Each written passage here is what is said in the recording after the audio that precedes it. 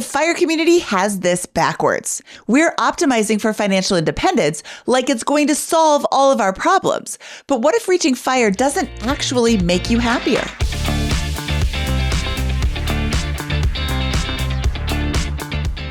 Hello, and welcome to the BiggerPockets Money Podcast. My name is Mindy Jensen, and with me, as always, is my happy and he knows it co-host, Scott Trench. Hooray! We are so excited to be joined today by Paul Ollinger. Paul was one of Facebook's first 250 employees. He retired at the age of 42 and has gone on to start his own podcast, Reasonably Happy. And he's also got a successful stand-up comedy career. We are excited to talk about his relationship with money, happiness, and the aspects of the FIRE movement that absolutely terrify him. Paul, welcome to BiggerPockets Money. Thank you, Scott. Thank you, Mindy. Well, Paul, let's jump into it because we are a FIRE podcast talking to and about the FIRE community. What do you think about the FIRE community and the FIRE movement? I love the FI. I'm not so crazy about the part of it or the re part of it, because I think financial independence, the importance of financial independence in America, especially today, cannot be overstated. And my wish for everyone is to achieve financial autonomy, that we mistakenly focus on wealth as the desired outcome as opposed to self-determination. And financial independence is something that has given me a great deal of joy in my life. And as I say to people, I was very fortunate to work in the right industry at the right time. I worked real hard and I made a lot of money. But the richest I've ever felt is the day I paid off my student loans. I want people to embrace that, to make that a goal, to be conscious of where they're investing their money and their energy in life, and to make sure it's in places where it's going to have the highest return. We know you worked at Facebook, did really well, and now have branched out into a podcast and comedy. Why do you declare that as not an early retirement? Like, I think that most people listening to this podcast would say, well, that sounds like a early retirement to me. I just happen to make money here. And that's how I view FIRE. What is that difference in your mind? You know, when I stopped working, I'd never thought about it as retiring. I just thought about it as like, I'm going to go figure something out and do something else. The retire early thing, the reason I don't like it is because I think retirement is death's waiting room. You know, and there's been studies that have shown that people who retire early die earlier than people who keep working. Sorry to jump in with that. When one talks about those, we have to separate out the people who are forced to retire early due to health reasons. Tell me about that. So what is if you take out the people who were forced to retire for health reasons, then what is the result of the study? It's very difficult to determine one way or another whether folks live longer or less long after that from a retirement standpoint. And also there's very little research on the early retirement community in the FIRE world. Anyways, that's an interesting tidbit there. Just wanted to jump in. Well, you know, we've seen lots of financial studies that have been done, like the Deaton and Kahneman study about no additional happiness past $75,000 a year. And I was fortunate enough to be able to interview Sir Angus Deaton in his office at Princeton, going back 6 years now. And so that was really cool to talk to him. And he was a great guy. But we know through Killingsworth and, you know, some of the studies he's done at University of Pennsylvania that there is additional happiness and there's additional happiness to be gained at higher levels of wealth, blah, blah, blah. Here was my experience. I grew up I'm one of 6 kids. My dad always had a job while I was alive. We had everything we needed. We never had a ton more than that. My parents decided to send us all to Catholic school. So that was tuition money that he spent on the kids' education as opposed to on luxury goods. The subtext of our house was always that there was never enough money, that we always had to scrimp, that we always had to save. It was not an abundance mindset. It was a scarcity mindset. My brain came to the conclusion that I'm going to work hard in high school, go to a good college, get a good job so I can make money and be happy. Because if I have more money, then I'll be happy. That was the mindset. And so from an early age, I was the kid who was going to be successful in business. That ended up happening, maybe to a greater financial extent, but not quite to the executive level as I had achieved, but whatever. When I got to a point where I was like, wow, I've got as much money as I'll ever need to live for the rest of my life, I was like, well, why should I work? Work's just a big pain in my butt. They asked me to do a lot of things I don't want to do and live in places that I don't want to live. And so I basically just walked away, because I was stressed out about work. I was stressed out about carrying a quota every 90 days where they're like, okay, get up and do it again. And it was very hard and it wasn't life affirming. And so I quit. I walked away. I didn't walk toward anything. I walked away from something. And that's lesson number 1. You should always be walking towards something. Don't just bail on your job without a plan. After 3 months, 6 months maybe, I felt like I had everything I needed, but I didn't feel like I was doing great. I felt like I was a rich loser, like I wasn't up to anything. I tell this story that one night we were at dinner with some other parents of our respectively young kids. And I was talking to the dad. I knew he was a doctor. And I said, what kind of medicine do you practice? And he goes, well, I'm a pediatric oncologist and neurosurgeon, and I'm doing research down at the university using nanofibers to help slow the spread of cancer in the brains of infants. What do you do? And in that moment, I'm like, I don't do shit, man.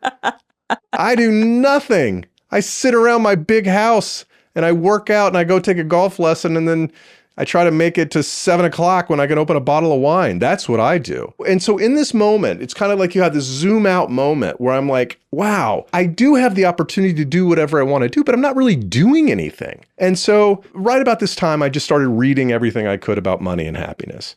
Because all these assumptions I had made about money being the solution and the whole Jerry Maguire, you complete me moment, it never happened. Because I did get the money, but I didn't get the sense that it was something to be proud of. Now, it's a tool. It can help you go and do something else. But if you don't do anything with that tool, then it just rusts in a drawer. And so I, at that point, was like, well, I don't know what I'm going to do, but I'm going to start writing and going to open mics and doing stand-up comedy. I gotten bit by the stand-up comedy bug years before in business school when I stood up at a talent show and made fun of my friends for 15 minutes. And so before I even went into the digital media business, I had this dream in my head. But when I left Facebook, I had moved back to Atlanta, where I grew up, from LA, where I had done stand-up comedy and then went to Facebook. I had moved back to Atlanta. I didn't know how to start over in comedy. I was a little embarrassed that I'd quit the first time. And so I was dragging my feet. But eventually I got to the point where it's like, I have the money to do whatever I want to do with my life. And if I don't chase my dream, that's a dereliction of opportunity. And that's when I started reading about money and happiness, coincidentally, writing about it, and then also going to open mics and getting my comedy career back on track. Paul, I'm hearing so many similarities between your story and my husband's story. You said that there was a scarcity mindset growing up. How did you overcome that to leave your job? Because my husband grew up where his dad was laid off every winter. He was an electrician. Then he had his own high-paying job when he was a computer programmer, not for Facebook. And it was hard for him to leave. He's like, I grew up with no money. Why would I leave this great paying job just for this like abstract concept of financial independence? So how did you decide that enough was enough? It got to a point where, I mean, if you got to Facebook early enough, you made some pretty crazy dough. And I got to a point in life where the interest on my nut would pay for a beautiful home, private school, country clubs, and great trips. And I was like, this is enough. What's interesting is like that was the lifestyle of the richest people I knew growing up. But what happens is, and this is one of the things that we can talk about around the concept of retiring early, is you think you know what a lot of money is until you make it. And then you start hanging out with people who have a lot of money and you go, oh, wait a minute. $1 million isn't a lot. 5 million is a lot. And you go, wait a second. 5 million isn't a lot. 20 million, that's a lot of money. And then you hang out with people with 20 million, you start thinking 100 million, and it never stops. And that's why you see, multi-deca billionaires having these competitions around their yachts and stuff, because it never ends. I hung up my corporate career when I got to the point where I thought I had more than enough to live however I wanted to live. And I was also thinking about work just as a paycheck, as opposed to something I was getting more psychic income. I was getting belongingness from, I was getting self-esteem from, I was getting camaraderie and a sense of purpose from.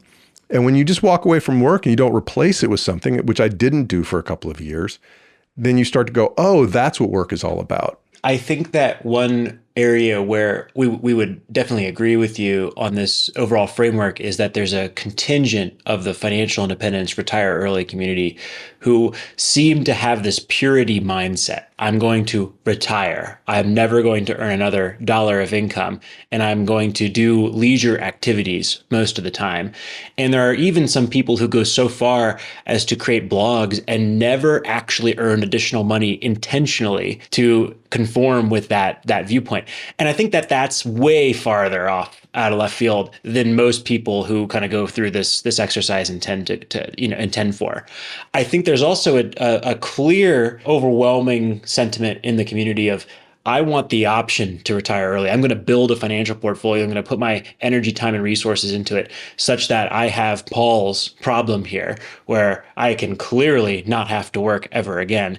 Then I'm going to figure out what I want to be when I grow up, or along that journey, I'm going to figure out what I want to be when I grow up. And I think that's really the true essence of the FIRE community. There's this fringe contingent that's very loud, that's purist, and kind of annoying, and frankly, in many cases around that. And that's not really representative of what the people who pursue financial independence, retire early want. They want true portfolio that produces a true version of financial independence, and then will do things that they want to do over life, some of which will make money. And I think that's really what's going on here. A couple of things on that. One, I don't think if there's things that you want to do with your life, you shouldn't wait until some period at X years in the future to start doing them. Don't wait until you have $2 million or whatever your number is. And because the overall number is a function of where you live, what you need, how much you can control your wants, how in line you are with your spouse on how you're going to conduct your household. There's too many variables there. And by the way, I could spend all our money very easily if I wasn't conscious of, I'm not super frugal, but I'm very conscious of what too much is, at our level, because I want to maintain that flexibility. But like, if you're interested in a hobby, start doing it on the side, on the weekends. What I found was sort of fetishized certain things while I was working, or used them as excuses, like to hate work. Like, oh, I really want to speak Spanish because, I only took Spanish for 3 years in high school and college, and now I'm working. And if I wasn't working, I could speak really fluent Spanish because I could take time. Well, when I stopped working, I did start taking Spanish lessons for a few months. And we got to a point, and the vocabulary comes back pretty quickly, but we got to a point in the classes where I was like, oh, there's like 17 different past tense versions of Spanish verbs. And if I really want to master them, I'm going to have to work at this. And I was like, I don't think I want to work at it. And it wasn't work. It wasn't my job that was keeping me from learning Spanish. It was the effort that goes into learning how to speak Spanish, and the willingness to speak Spanish like a babbling kindergartner for a few years until you get to fluency. Oh, and by the way, if you want to speak Spanish, you should probably spend a lot of time in a Spanish speaking environment, right? So do that, so dabble in these things before you start to, say it's going to be 0 to 100 once I hit my number. I think that you have hit the nail on the head. One of my biggest problems with the FIRE community is that you're saving for the future. And I say this as though I didn't actually do this myself. I totally did, but I'm saving for the future. So I can't do it now because that's for the future. All this money is being put away for the future. I can't spend it now. I'm not going to enjoy my life now. I'm just going to get there as fast as I can, and then it'll be the future. Well, now it's the future, and what am I doing? I want people to, that's why I keep doing this show. I want people to learn from my mistakes. And, I am starting to see more of a shift in the FIRE community of people who are saying, I want to enjoy the now. If it's taking me 10 years of hard work or 11 or 12 of enjoyment, go the 11 or 12, because you're going to get to that 12 year anyway, hopefully. And you want to have a good experience. I mean, I gave up a lot of things that I could have been doing with my kids because I was so hell bent on getting there. Question, Paul, now that you are gone, do you wish you would have left sooner? Not at all. Regretting decisions that you've made that are irreversible is not a very productive use of energy or time.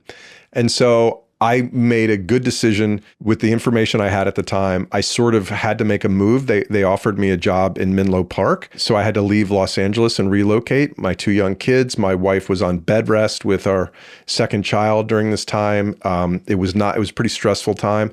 So I was going to have to move up to Northern California. And that was going to be the 6th move since I graduated from business school. I was tired of moving. I wanted to put down roots. And so going back to Atlanta and raising my kids in Atlanta and being around for my parents when they were dying over the next few years was a very positive life experience that I will never regret. I've sort of lived my life in a mode of minimizing deathbed regrets. That's why I do comedy, because I didn't want to be on my deathbed thinking what would have happened if I gave it my all. And I have given it my all, and I'm not famous yet, and I'm not rich from comedy. I won't have to regret that. I was there holding both of my parents' hands when both of them died. I won't ever have to regret that. If I had moved to Menlo Park, I would probably be worth, 10 times more than I am, maybe 5 times more than I am. But then again, I might not know my kids as well. My wife and I might not have had such a good time up there. I could be divorced. We don't know what another path would have taken.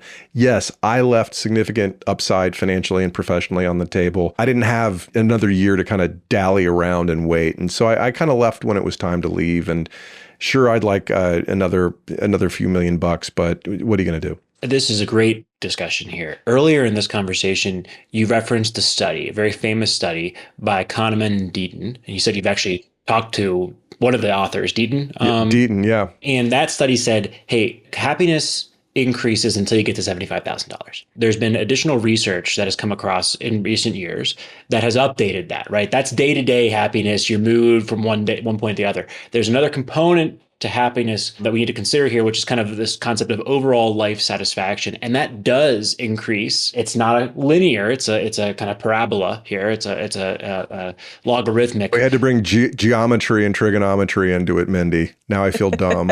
Every additional dollar does correlate with this concept of overall life satisfaction, but the returns begin to diminish greatly.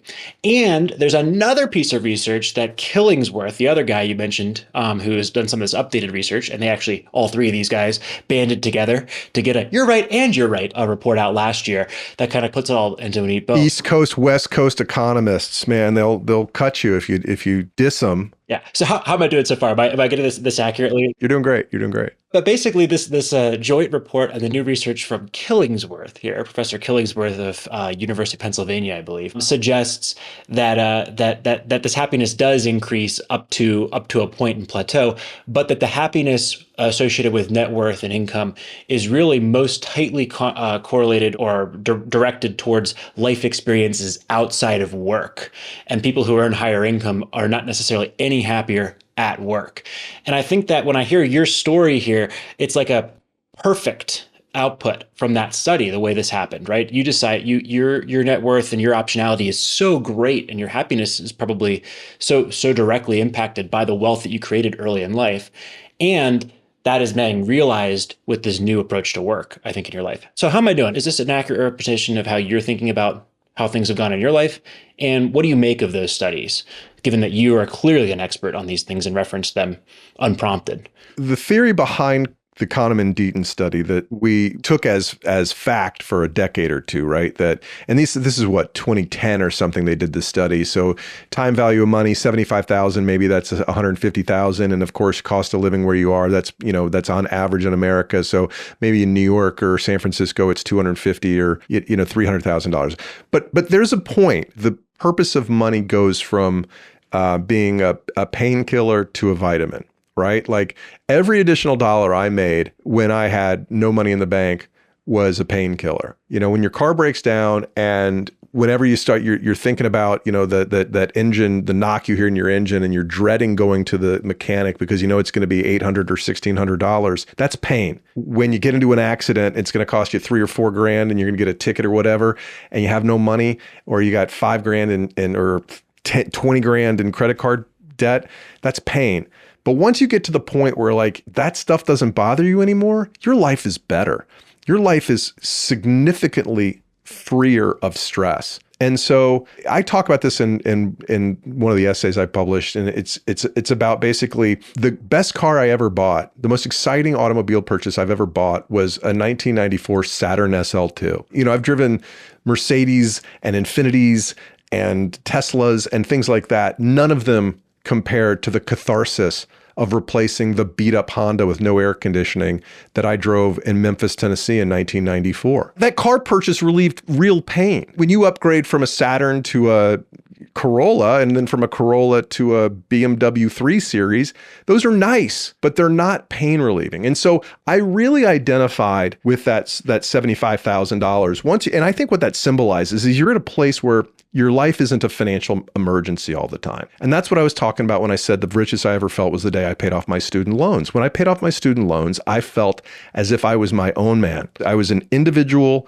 entity with a net worth of $0, and it felt wonderful. And I want all of you to have that experience in life. Like, I think that's what's missing in America today is this conversation around financial responsibility. It's nobody else's fault. It's up to you. You are a grown-up.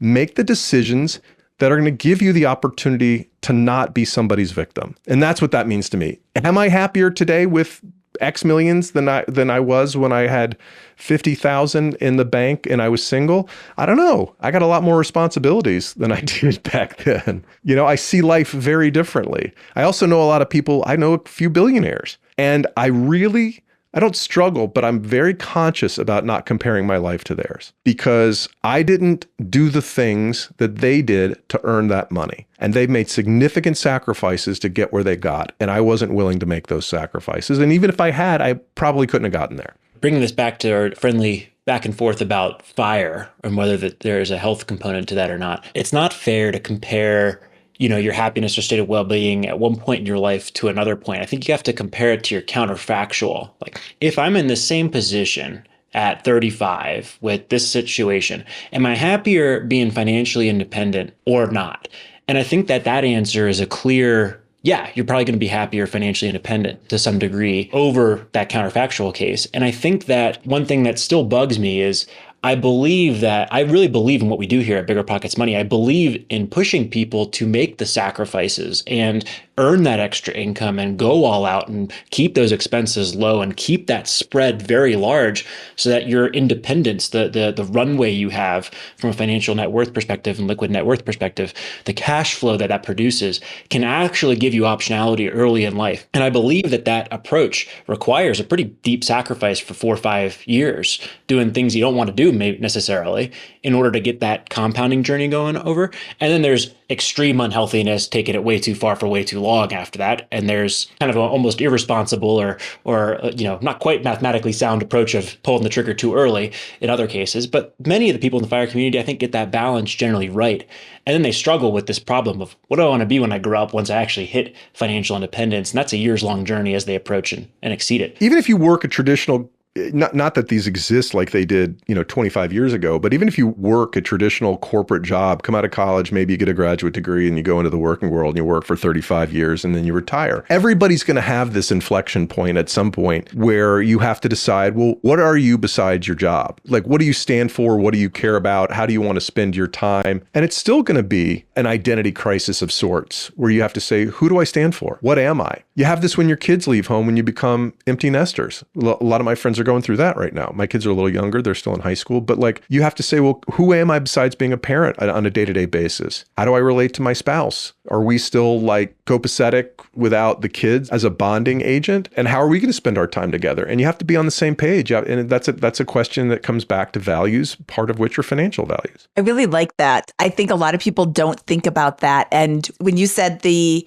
RE part is not what you like about FIRE, I have said that multiple times too. So many people are focused on the RE. They're not thinking about the FI. They're not thinking about what they're going to do once they leave. I know lots of people in the FIRE community who have left and then found some other way to either generate a small amount of income or produce something that they are doing that makes them happy, that isn't producing a ton of income because they don't need it anymore. They already got money out of the way. I love that you're saying this too. I'm happy to share my point of view for whatever it's worth. And everybody's got their own journey to go on and they've got to do what's right for them. My problem with retire early is I see a lot of 28, 32-year-old guys that have been doing stand-up comedy for 10 years. They've been baristas, if that, in their career so far. And I'm like, dude, you are going to be screwed when you're 45 years old unless you make it in comedy. And the chances of you making it in comedy are extremely low. I had a career counselor in business school, Steve Lebrano, who was amazing.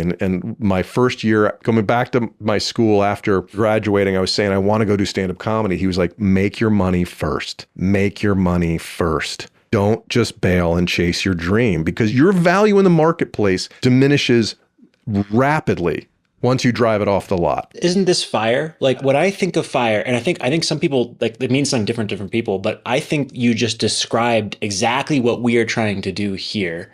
To a T. There are so many people out there who are a director of marketing or an FP&A, financial planning and analysis at their company, and that's not their passion, but it pays the bills. And they're on the FIRE journey, and they're going to be there in 5, 7, 8 years if the market cooperates anything close to historical averages and they do all the right plays. And then they can go and start their comedy podcast. No, don't start a comedy podcast. That's what I'm telling you. Don't have do to, it. But that's the point is they're be financially independent so they can do exactly what they want. And that's their passion, their joy. They don't care if it makes money. That's retirement, right? Retirement is not doing nothing and playing video games all day. It's doing what Paul does. It's making this content that somebody enjoys, even if it doesn't make money, because your portfolio enables you to do that. Just be really diligent about your math. And as diligent as you can be about your future psychology without being able to do any calculation. Let me tell you this. Sorry, that sounded didactic or pedantic. One of those things. I don't know what it is. Here's been my experience. You quit with an amount of money that sounds and feels like a lot. And it still is a lot, and I'm super grateful. But guess what? The clock doesn't stop ticking. Your peers keep working and moving on. And your peer that was a vice president becomes the CEO. And the people you start hanging out with, the bar keeps moving. And yes, we can practice meditation and awareness and mindfulness to be grateful for what we have and to not let the moving goalposts affect us too much. But you notice. And so unless you can keep really earning and keep moving that thing forward, it doesn't feel like a victory every day. How do you feel about it, right? Like, is this, did I not describe your situation to some degree? You made a boatload of money. Yeah, I did. And I'm still wildly fortunate. And I still watch the markets, and I'm still trying to be prudent, but, generate as much cash as I can safely. I'm just saying that these things we talk about, like just retire and you'll have enough. The question is to what is enough changes all the time. And because our life circumstances keep changing. Maybe you have a third child that you weren't planning on having. Maybe that child has some sort of disability. That means you need an extra 20% of net worth to cover that child's medical expenses. Maybe you get divorced. Well, that wasn't on the menu. Like, I'm just saying life happens. Circumstances change, which makes your previous math not as accurate as it once was. Like, if I needed a job, if the market tanks by 75%, I'm not in a good place anymore. I'm still fine. I'm just not in a great place. And if I were to try to go back and get another job, it's not Paul Ollinger, vice president of sales at Facebook. It's Paul Ollinger, what do you got? How can I create value? Like, who will take me after being a stand-up comedian for 10 years? I could find something. I could find some things that are pretty good, actually, but it's not like you're not going to go back making $1 million a year after you've been out of the workforce for 15 years. That's all I'm saying. That's the sort of, you don't know what's coming down the road. And so, Scott, to your point about, like, yes, as long as you've created those cash generating tools in your life, they just have to be robust. I mean, really robust, and probably more robust than you think they need to be. Because life between 40 and 56, life changes a lot more than you think it will. One thing I will call out is that a huge percentage of the FIRE community has all of their wealth, effectively all of their liquid wealth, in S&P 500 index fund portfolios. And that is not a good place to have all of your wealth if you are declaring a state of financial independence, because the market can and will be volatile to that point. It will display a 50% drawdown at various points in your life. And that, I don't know, 75%, maybe that's even possible, stocks at all-time high sales to price ratios. So I think you're completely right. And I think that's the rub here, is that if you're going to declare that and really go on this different tangent, you got to be pretty sure. I do think the paradox of it is that the withdrawal rules, because that fear is so acute in the FIRE community. I mean, how many times, Mindy, have we discussed the 4% rule?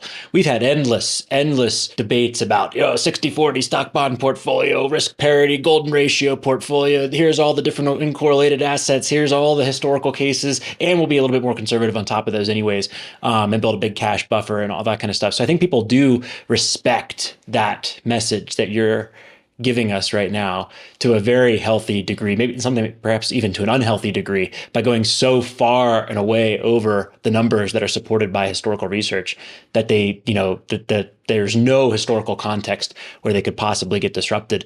I would argue that most people in the FIRE community who actually do pull the trigger are likely in that extreme tail end if they plan to truly earn no money afterwards. But I'll also call out that a third of BiggerPockets money listeners specifically intend to and plan to start a business after they achieve financial independence. And another third say, perhaps I might, in there. So that's probably half the community that will pursue some form of business endeavor after financial independence. And who's to say that a self-made multimillionaire early in life is not likely to succeed in business to some degree after early retirement. 100%. And that's not necessarily a resume killer, right? Like you're a director or, a VP at a company, then you go and start a business in your early retirement, and then you want to go back in the workforce. I don't know if that's a resume killer. I don't think it is. And you'll develop new capabilities and knowledge that will make you more valuable in the marketplace. If you go and start a podcast and do it for 10 years and it doesn't work out, and Spotify or Megaphone doesn't want to hire you, you haven't built your industry knowledge or status it hasn't kept pace with, the marketplace. Mindy, let's hope it works out. I hope it works out. But also, I need you guys to help me make it work out. Go listen to Paul Ollinger's podcast called Reasonably Happy. It used to be called Crazy Money. There is a financial component in there. So go listen to his show after you listen to all of ours, of course. I want to ask you something here, Paul. We have talked to a lot of people who have made it into the top 1% in wealth on this podcast. And many of them, in fact, I would say the great majority of these top 1%ers have some kind of outlier investment that propels, income or investment that propels them into this position, right? For Mindy, it's in Carl, it was these technology stocks that they picked that really zoomed up over time. For you, it's obviously going to be Meta and the stock that you got as an employee that ballooned. When we find people with those positions, there's one, great situation because we're rich now, and two, a problem because we're highly concentrated in one highly volatile asset that we're not quite sure how comfortable we feel about as comprising that much of our net worth. And it's hard to get out of that position because there's a tax consequence to realizing gains in many of those situations. At the highest level, can you talk about what that looked like for you and how you thought about bridging from what it is or was a highly concentrated position in Meta stock than Facebook to a more diversified portfolio that makes you feel better about your position today? Yeah, there was a point at which many years ago, my financial advisors asked me what my goal was, and I said it was to sleep at night. And so we started a methodical drawdown of Facebook as a percentage of my overall net worth, and sold off, on a regular basis. And we sold some of it pathetically early, painfully early for a stock that's at whatever, $600 a share now. I mean, 10% of that or way less. But you can't worry about that, and I was fortunate to have the right skills at the right time and the right relationships to get a job at Facebook. I've been lucky to hold on to a stock that has had so much upside. That's what we've lived on. The appreciation of that stock is what we've lived on for the last 14 years. And that's certainly not something that, you can bet on. So we have less than we'd have if we had held on for a long, long time, but I've slept better at night and I haven't had to worry about missing any rent payments or missing any meals along the way. What did you reallocate to? Did you just harvest it and spend it, or did you reallocate portions of those sales to like an S&P 500 index fund or other portfolio assets? We reallocated into a portfolio that has lots of stocks and bonds, some real estate, things like that. And we always do it with an eye on taxes and understanding where we are in the year versus, what we might need to live on the next 12 months. Always have plenty of cash in the bank so that we don't have to sell. If the market takes a big dip, when COVID happened, we weren't in a position where I had to sell tons and tons of stock to meet our expenses on a month-to-month basis because we'd already done it. And so we rode the dip out, sold nothing, and everything came back. And so that's a fortunate position to be in. What does tons of cash mean in terms of monthly or annual spending? Not as much as you think. And when I say cash, I mean cash equivalents also, not just sitting, under the bed or in the safe, right? What's the percentage of it? I don't know. I mean, we've got probably 9 to 15 months worth of cash or cash equivalents in our portfolio. Does your spouse work? She has her own small fashion accessory brand called Sidecar, and it's a very cool thing that also does not make a lot of money. So we're both independent creatives doing our thing, and so we manage for that as well. In terms of like annual or monthly spending, what sort of income are you generating from your stand-up job and your spouse's job versus what you're pulling out of retirements? Well, it's not really retirement. I mean, it's a living, breathing portfolio that retirement is a weird word. He doesn't like the word retirement, but he has a very suspiciously early retirement lifestyle. You guys make it sound like I don't have a fire voodoo doll. I don't know. I think we came at this the wrong way. No, I think you're making really great points. I think people have this idea that once I get financially independent, my whole life is going to change and everything's going to be great. And that's not true. You don't change automatically just because you no longer have to have a job. You're the same person you were before. If you were a jerk before, guess what? You're still a jerk now. If you were super awesome before, you're super awesome now. If you had a terrible relationship with your partner, that's not going to magically change. In fact, it'll just get worse because you're spending more time with them. Money amplifies who you are. It doesn't change you so much, I think. Good and bad. So the question was how much. I mean, look, we're in a good year after you deduct things like podcast production, promotion, travel. If I'm clearing on my comedy and professional speaking, of which I do a decent amount and which actually pays quite well, if I clear $100,000 on that, then I'm excited. And it's because, being a creative independent is very expensive. And, travel, if you want to travel halfway decently, is, it's also expensive and getting more expensive all the time. So yeah, so if I'm clearing $100,000 on that, I'm pretty excited. And living in New York City. And then everything else. Yeah, that doesn't even cover one kid's private school tuition after taxes. New York City is absurdly expensive.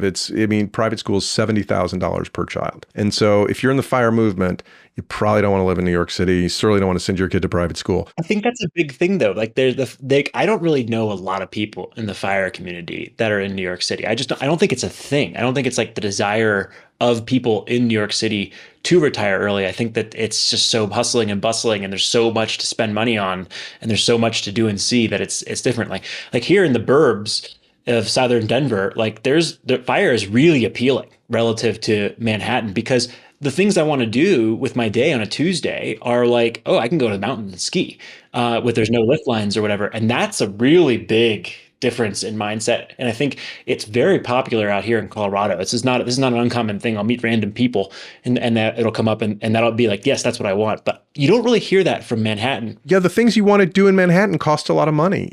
My wife and my anniversary was yesterday. We went to a very expensive restaurant. And it was lovely, and it was romantic, and it was nice, but it was expensive. We're going to go see Stevie Nicks tomorrow night in Brooklyn at whatever the arena is there. It's $1,000 for the tickets. I mean, it's absurdly expensive to live here and do the kind of things that people want to do when they live here. I'm sure there's people in the FIRE movement here, and I'm sure they've got all the kinds of cool New York hacks and all that, but it's an insanely expensive place to live. I would like to invite all of our New York City members, listeners, to email Scott at BiggerPocketsMoney.com and let him know that you are there and thriving in New York City. Yeah. I'm not saying it's not thriving. I'm just saying I think that the folks who have the hardest time grasping FIRE tend to be relatively high income earners in New York City. Like I'll call out Ramit Sethi, who posts a FIRE bashing Twitter post, X post, once a week, it seems like, on there. And I'm like, I get it. You live in Manhattan, you have another house in LA. There's so many 5-star restaurants to spend money on. Like, it's incomprehensible in there. But if you lived like here where I live, the public school is a 9 out of 10 and the private school is a 9.2 out of 10. There's no advantage to spending 40, 50 grand a year on private school tuition where I live in a relative context. It matters much more greatly how much what I do as a parent than that marginal spread. In New York City, it's probably a big difference. Like, the public school is probably very different than the $70,000 private school you're doing there. And it's so much greater that there's a real desire and need to a certain extent to have that income difference if you want to provide that extra level of advantage and you have the capability to do so. And I think that's the rub. And maybe that's where this gets mixed up a little bit, is that it's very hard in LA, New York City, San Francisco, maybe a couple other places to really comprehend this concept at all. And it's much easier if you live out many other places. Well, these are choices, right? And if your goal is to live a life of happiness, is a word with a lot of definitions. But if you're looking to live a life of contentment and satisfaction and fulfillment, that you can do that in places that cost a lot less, and you can invest your money in the things that you really care about, like sweet trail bike, as opposed to, crazy private school tuition that is 0.1% better than the public option, right?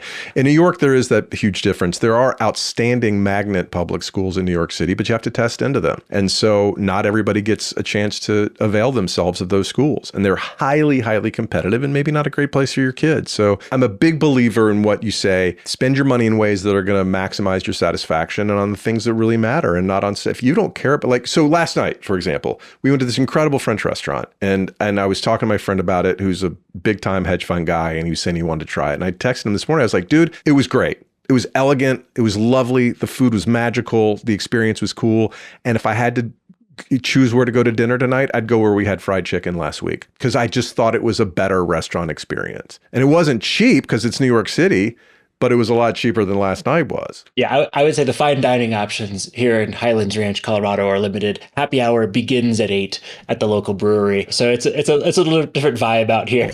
Well, there's something out there for everybody. There is. So, Paul, open invitation to come visit us whenever. The next time you are in Denver, I want to come see your show. It was so nice to see you in Denver. So I want to give a shout out to David, who I met through the Choose Fi Denver local groups or at a Camp Fi. I can't remember. I've seen him a ton of times. He posted, hey, does anybody want to go to Paul Ollinger's show in Denver? My husband and I went. You were hilarious. I stopped at, you stood outside the door and you were shaking hands with everybody. And I asked if I could have you on my show, and you're like, oh, sure. And then I had taken a picture of you and sent it to Joe Salsi-Hi. I'm like, this dude looks just like you. And he said, oh, I know Paul. He's been on my show. I'm like, could you introduce me to him, please? Joe has stayed in my house in Atlanta. I mean, we're pals. He came through on his book tour and we hung out. He was in my basement on his book tour too. I didn't keep him in the basement, Mindy. I put him in the guest room. Well, you're better than me. Oh, I'm sorry. I thought you meant you tied him up in the cellar. Never mind. He's used to the basement. That's where he records, in his mom's basement. That's true. That is true. I forgot. That's he a very likes good point. the basement. He likes a dank, dark area. It's not that dank. Okay, so Paul Ollinger, thank you so much for your time today. I had a lovely time chatting with you. Please tell our listeners where they can find you. Best place to follow me is on my Substack. It's words.paulollinger.com. Paul Ollinger is PaulOllinger. Paul, this has been fantastic. Thank you for coming in and providing such a thoughtful challenge to the concept on fire. I think we are trying to communicate very similar things, and the language that we choose in there is really important. And I think it means very different things. To the word financial independence, retire early, has a different register. It registers differently in my brain than it does in yours, and that's okay. It makes a lot of sense, and it sounds like you've been very successful and have a thriving career and are doing wonderfully. And I look forward to seeing you next time you are here in Denver. Mindy, Scott, thanks for having me. All right, Scott, that was Paul Ollinger, and that was a really fun conversation we just had. What did you think of Paul? I thought Paul is like a classic example of fire, right? Like he's using different terminology. He rejects the term, but like this is a guy who built a huge net worth early in life through, Facebook and then, now Meta stock that appreciated. And now he gets to, do whatever he wants. And he's chosen to pursue this comedy career that blends comedy and a little bit, he's an expert on happiness and the science behind it, and has really studied that and spoken on those topics as well. And that's a good career. It's actually a quite good career. We talked about making almost $100,000 in some years with that career, but his framework of other folks that have made buku dollars from Meta and that live in New York City and send their kids to private school doesn't seem like that much income. So he has to rely on his portfolio. To me, that's a fire outcome. That's the outcome that we are trying to enable in mass for the people who listen to BiggerPockets Money. It's just that he rejected the terminology. What did you think? He is Fi, but he wasn't pursuing Fi. He's like Fi by accident, not on purpose. So I can see why he doesn't identify with the community as much as somebody who was actually doing it on purpose would identify with. And also, he's really anti-retire early. Even though he did leave his job, he doesn't consider himself retired. And I think that like you said, Scott, it's all semantics. We're talking about the same thing, but it is your mindset. And his mindset is not one of someone who is in the fire community. I wonder if it's a little bit because of the frugality aspect too, and that he's not frugal. I really want to explore that concept of Manhattan specifically. Let's focus on Manhattan and not broader New York City, because we have plenty of folks who follow the podcast from New York City. But I would be surprised if we have a large contingent of Manhattan-based listeners to this podcast and that are pursuing fire in general. I'm sure they're out there, but please email me if you are in Manhattan, Scott@BiggerPocketsMoney.com, and tell me about this. But I think that as a young person, I would have had a lot of trouble with the fire community if I was living in Manhattan. I've been there a few times, and it is not really conducive to that mindset. It's very difficult to justify, I think, the concept of early retirement when there's so much to see, spend, and do. The world's best of everything is right there at your fingertips. And Aaron, I think it's a little harder to comprehend, when you don't look out your window and see the mountains right there, which are free and fun and wonderful. There's a very different draw that comes to your mind every day living in Denver and looking at those things than there is going out your door and knowing that the best food, entertainment, and fun in the world is right there as long as you can spend money. And so I wonder if that's a dynamic that we're seeing.